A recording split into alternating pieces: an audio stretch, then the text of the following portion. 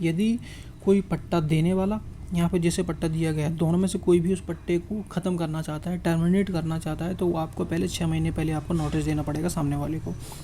यदि पट्टा करने वाला देता है, छोड़ना बोलता है तुम खाली कर दो, तो ये पहले 6 महीने पहले नोटिस देगा।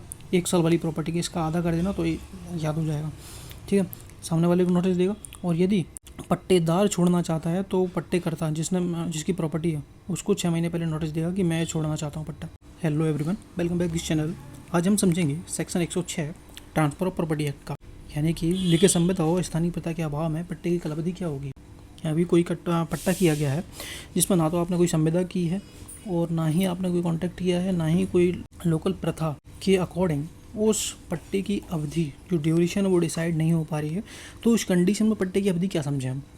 तो इसीलिए ये सेक्शन डाला गया है कि यदि आपने कोई पट्टा तो ले लिया लेकिन आपने कोई कॉन्ट्रैक्ट भी नहीं किया था कि पट्टा कितने दिन के लिए है, और ना ही वहाँ पर कोई लोकल लॉ है।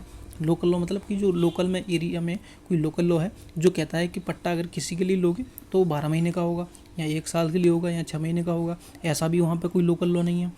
या फिर प्रथा, कोई ट्रेडिशन चला आ रहा है आपके यहाँ, प्रथा है, ठीक है, और उस प्रथा के अनुसार उस एरिया क्षेत्र में कोई भी कृषि वाला पट्टा लिया जाता है तो 6 महीने का कम से कम होता है। ऐसा कोई प्रथा भी नहीं है उस क्षेत्र में, और आपने कोई प्रॉपर्टी पट्टे पे ले ली है और आपने ऐसा कुछ हमें डिसाइड भी नहीं किया था, तो उस कंडीशन में ये इशू ना आए इसलिए इस सेक्शन डाला गया था, सेक्शन 106, जिसमें बताया गया है कि इन चीज़ों के अभाव में कौन सी चीज़, तत्व प्रतिकूल संविदा भी नहीं है और स्थानीय लोकल लॉ भी नहीं है और प्रथा भी नहीं है।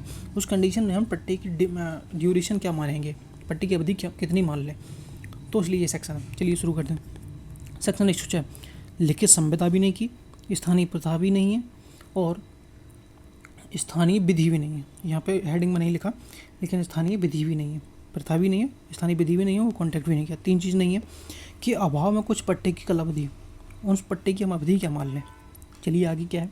तथ्य प्रतिकूल संविदा भी नहीं किया आपने, कोई लोकल लॉ भी नहीं है उस क्षेत्र में, कोई प्रथा भी नहीं है, और आपने ऐसी प्रॉपर्टी कृषि या फिर विनिर्माण मैन्युफैक्चर प्रोसेस के पर्पज़ के लिए स्थावर संपत्ति का पट्टा ऐसा वर्षानुवर्षीय पट्टा समझा जाएगा। यदि आपने जो पट्टा कृषि के लिए या फिर मैन्युफैक्चर कोई पर्पस के लिए लिया है तो उस पट्टे की अवधि ड्यूरेशन को हम वर्षानुवर्षीय पट्टा माना जाता है, यानी कि 1 वर्ष से मिनिमम होगा वर्षानुवर्षीय। हर एक मिनिमम 1 साल तो हो गई और आगे भी हो सकता है 2 साल 3 साल 5 साल, लेकिन मिनिमम 1 साल तो होगा ही होगा। वर्षानुवर्षीय पट्टा समझे जाते हैं यदि वो आपका पर्पस देख के डिसाइड कर लेते हैं कि उस पट्टे की अवधि क्या होनी चाहिए। कृषि के लिए लिया था या फिर मैन्युफैक्चर कोई प्रोसेस के लिए लिया था तो उस कंडीशन में मिनिमम वर्षानुवर्षीय पट्टा समझा जाएगा। अब यहाँ से सेकंड है, या तो पट्टा करता या फिर पट्टेदार जिसको दिया गया है, जिसने दिया है 6 महीने की नोटिस द्वारा पर्यवस्य होगा। यदि कोई पट्टा देने वाला, यहाँ पे जैसे पट्टा दिया गया है, दोनों में से कोई भी उस पट्टे को ख़त्म करना चाहता है, टर्मिनेट करना चाहता है, तो वो आपको पहले 6 महीने पहले आपको नोटिस देना पड़ेगा सामने वाले को। यदि पट्टा करने वाला देता है, छोड़ना बोलता है तुम खाली कर दो, तो ये पहले 6 महीने पहले नोटिस देगा। 1 साल वाली प्रॉपर्टी की इसका आधा कर देना तो याद हो जाएगा, ठीक है। सामने वाले को नोटिस देगा। और यदि पट्टेदार छोड़ना चाहता है तो पट्टेकर्ता जिसकी प्रॉपर्टी है उसको 6 महीने पहले नोटिस देगा कि मैं छोड़ना चाहता हूँ पट्टा, ठीक है। तो वर्षानुवर्षीय वाली पट्टे में आपको आधा कर देना है 6 महीने, तो ये क्लियर हो जाएगा। यहाँ से हम सेकंड शुरू हो जाता है। अन्य प्रयोजन मतलब कि कृषि नहीं है और मैन्युफैक्चर नहीं है। इसके बाद यदि अदर पर्पज़ के लिए आप कोई प्रॉपर्टी लेते हो उस कंडीशन में हम ड्यूरेशन क्या मानेंगे। स्थावर संपत्ति का पट्टा मासानुमासी पट्टा माना जाएगा, 1 महीने का कम से कम माना जाएगा, लेकिन आगे 2 महीने 3 महीने 4 महीने जो आपके पर्पस को देख कर, जो आपका पर्पस जिस पर्पस के लिए ले रहे हो वो डिसाइड किया जाएगा, लेकिन मिनिमम तो 1 महीना तो माना ही जाएगा, समझा जाएगा। जो यहाँ तो पट्टा करता जिसने पट्टा किया है उसकी प्रॉपर्टी है, और पट्टेदार द्वारा जिसको प्रॉपर्टी मिली है पट्टे में उस व्यक्ति के द्वारा 15 दिन, यानी कि मासानुमासी मतलब 1 महीने का आधा कर देना, 15 दिन की सूचना द्वारा पर्यवस्य होगा। यानी कि वो दोनों में से कोई भी व्यक्ति छोड़ना चाहता है पट्टा को तो उसे 15 दिन पहले ऐसा नोटिस देना पड़ेगा कि मैं इसको टर्मिनेट करना चाहता हूँ, पट्टे को ख़त्म करना चाहता हूँ, तो आपको 15 दिन पहले बताना पड़ेगा ताकि वो अपनी पहले बाद की व्यवस्था कर ले। किसी और को देना हो तो 15 दिन का टाइम उसको देना पड़ेगा। और वर्षानुवर्षीय वाले पट्टे में आपको 6 महीने का टाइम देना पड़ता है, आधा आधा कर देना तो आपके दोनों डिसाइड हो जाएंगे, ठीक है। सेकंड सब सेक्शन है, तत्समय प्रबद्ध किसी अन्य विधि में किसी बात के होते हुए भी, तत्समय उस समय प्रवृत्त कोई लागू लॉ हो, उसमें किसी बात के होते हुए भी, कुछ भी बात लिखी हो उसमें हम उंगली नहीं करेंगे, ना ही वो हमारे ऊपर उंगली करेगा। तत्समय प्रवृत्त किसी बात के होते हुए भी। उपधारा 1 में वर्णित कालावधि, उपधारा 1 में वर्णित कालावधि कौन सी है? 6 महीने या फिर 15 दिन वाली। सूचना की प्राप्ति की तारीख से आरंभ हो जाएगी, जिस दिन से आपको नोटिस मिल जाएगा उस दिन से हम 15 दिन या 6 महीने गिनना शुरू कर देंगे। ठीक है, जिस दिन नोटिस मिलेगा उस दिन से हम ऐसे समय गिनना शुरू कर देंगे ताकि हम उसको खाली करवा सकें। तो जिस दिन नोटिस मिल जाएगा सामने वाले को, तभी तो पता चलेगा कि भी नोटिस मिल गया है, उस दिन से हम 15 और 6 महीने गिनना स्टार्ट कर देंगे। ठीक है। सबसेक्शन 3, जहाँ कोई वाद, छूट या कार्यवाही उपधारा 1 में वर्णित कालावधि, उपधारा 1 में वर्णित कौन सी? 3 महीने, वो 6 महीने या फिर 15 दिन, वर्णित कालावधि के खत्म हो जाने के बाद फाइल की गई है। ये 6 महीने या फिर 15 दिन, जो जिस फील्ड में केस चल रहा हो, 6 महीने वाला पर्सोनोवर्सी वाला केस हो या फिर 15 दिन वाले केस में कोई मैटर चल रहा हो, दोनों के समय अवसान कालावधि के अवसान के बाद फाइल की गई हो, ये समय खत्म होगा उसके बाद कोई कार्रवाई फाइल की गई हो, कोई भी सूचना केवल इस आधार पर इनवैलिड नहीं समझी जाएगी कि उसमें मतलब कि नोटिस में जो 15 दिन या ये वाला 15 दिन नोटिस में जो भी समय लिखा था आपने, उक्त कालावधि कौन सी? 6 महीने या फिर 15 दिन में वर्णित कालावधि से कम है, यानी कि 6 महीने ही या 15 दिन से कम है नोटिस में जो समय पीरियड दिया है। आपने पहले ही केस कर दिया, सूट फाइल कर दिया, फिर कार्रवाई कर दी है, जबकि अब 6 महीने तो हुए ही नहीं है, 15 दिन तो हुए ही नहीं है। तो उस कंडीशन में जो कार्रवाई की गई है वो इनवैलिड नहीं मानी जाएंगी, वो वैलिड ही रहेंगी कार्रवाई। ठीक है, भले ही वो 15 दिन में कि इसमें 13वें दिन पहुंच जाए, कोर्ट में केस कर दे, कार्रवाई कर दे, या फिर 6 महीने में 5.5 महीने में ही पहुंच गया, तो उस कंडीशन में कार्रवाई इनवैलिड नहीं होती है।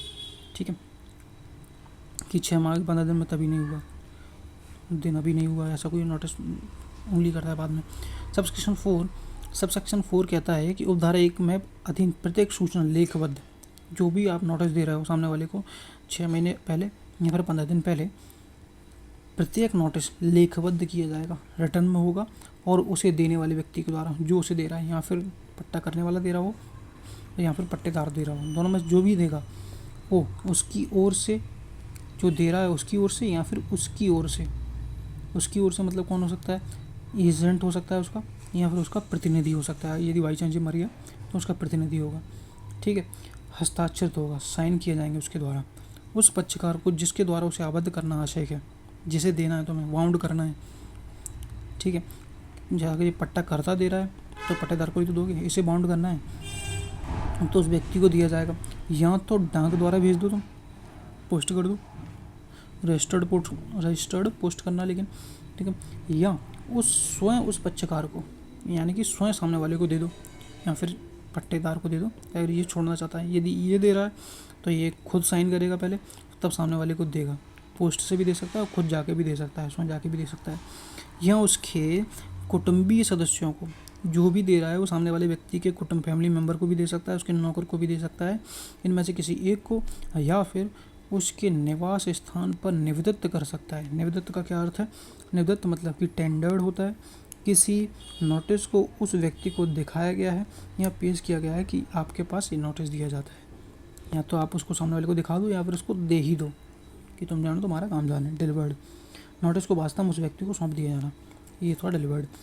या यदि ऐसी निविदा और प्रदान यानी कि टेंडर्ड और डिलीवर्ड साध्य यानी कि संभव नहीं है, तो संपत्ति के किसी सदृश भाग पर लगा दिया जाएगा। सदृश भाग नहीं, विजिबल पार्ट होगा जहाँ पर क्लियरली देख सके सामने वाला। तो संपत्ति की, उस संपत्ति के जो पट्टे पर दी गई है उसके सामने स्पष्ट भाग पर लगा दिया जाए ताकि वो देख सके, उस पर आप लगा सकते हो। ठीक है, तो ये हमारा सेक्शन क्लियर है। 106 पट्टे कितने दिन का था या कितने दिन का नहीं था, 6 महीने का था, 15 दिन का था, ये साबित किसको करना होगा? ये प्रतिवादी को साबित करना होगा। ठीक है, और यदि पट्टे की अवधि समाप्त हो जाए तो नोटिस देना ज़रूरी नहीं होता है। पट्टा 12 महीने के लिए किया गया था और 12 महीने ख़त्म हो जाते हैं तो उस कंडीशन में किसी भी नोटिस देना ज़रूरी नहीं है। 111 सेक्शन की सबसेक्शन ए में क्लियरली कहा गया है कि ऐसे में कोई भी नोटिस देना ज़रूरी नहीं है, क्योंकि आपने 12 महीने किया था तो आपको भी ये नॉलेज होगी कि मैंने 12 महीने के लिए दिया है।